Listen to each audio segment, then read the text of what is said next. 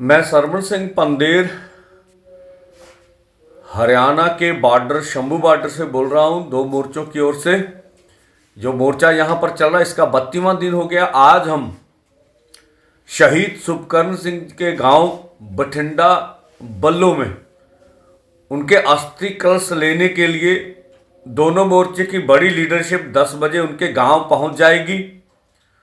वहां से अस्थि कलश लेकर शाम को इन बॉर्डरों के ऊपर पहुंचा जाएगा और कल 11 से 12 बजे के बीच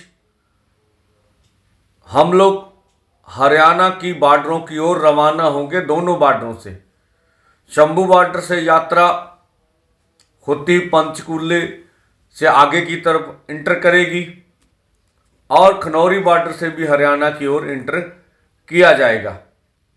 और इसी के साथ दोनों मोर्चों ने ऐलान किया 23 मार्च को शहीद सुखदेव राजगुरु भगत सिंह का शहीदी दिवस इन मोर्चों के ऊपर मनाया जाएगा। सभी युवाओं को अधिक से अधिक यहां पहुंचने की अपील की जाएगी। जैसा कि कल प्रधानमंत्री जी रेहड़ी फड़ी वालों को कर्ज दे रहे थे, तो क्या ये विकास का नया मॉडल है? रेहड़ी फड़ी वालों को कर्ज दे देना, ये आप विकास का कोई नया आयाम कह रहे हैं? और जो हमने देखा जब भाजपा सरकार आई थी तो देश के ऊपर 64 से 65 लाख करोड़ रुपए का कर्ज था। आज 1.25 लाख करोड़ रुपए का कर्ज देश के ऊपर हो गया है। इसी को विकास का माध्यम बनाना चाहिए। हमने कहते कर्ज लेके अपना काम गरीब ना चलाए। तो जो हमें लग रहा है बेरोजगारी सबसे बड़ी समस्या इस देश की बन गई है। किसान और खेत मजदूर की हालत बहुत बुरी है। जब से भाजपा की सरकार आई है देश में इमरजेंसी हालात हैं। जो मिनॉरिटीज हैं उनके हकों के ऊपर डाका मारा जा रहा है।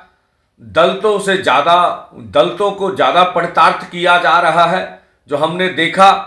हम आशा करेंगे कि किसान मजदूर की मांगों के ऊपर स्वयं प्रधानमंत्री जी संज्ञान लेकर इन मांगों का हल का ऐलान करेंगे, अथवा नहीं तो जब तक हमारी मांगें मान नहीं ली जाती तब तक हम ये आंदोलन जारी रखेंगे।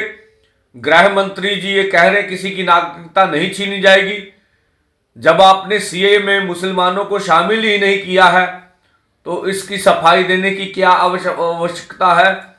तो ये लग रहा है अभी भाजपा सरकार पूरे दबाव में अलग अलग ढंग से प्रयास करके इलेक्शन जीतने का प्रयास कर रही है। लेकिन देश का किसान और खेत मजदूर इन मांगों को ध्यान रखेगा कि इन्होंने हमें 23 फसलों का लीगल गारंटी कानून दिया कि नहीं दिया। किसान मजदूर को कर्ज मुक्त करने के बारे में कौन सोच रहा है? C-250 के अनुसार कौन सी सरकार हमें फसलों के दाम देगी? और खनौरी गोलीकांड और लखीमपुर गोलीकांड का कौन हमें इंसाफ देगा? इन मांगों को लेकर इस बार विचार करके ही कोई सरकार नहीं लाई जाएगी। धन्यवाद।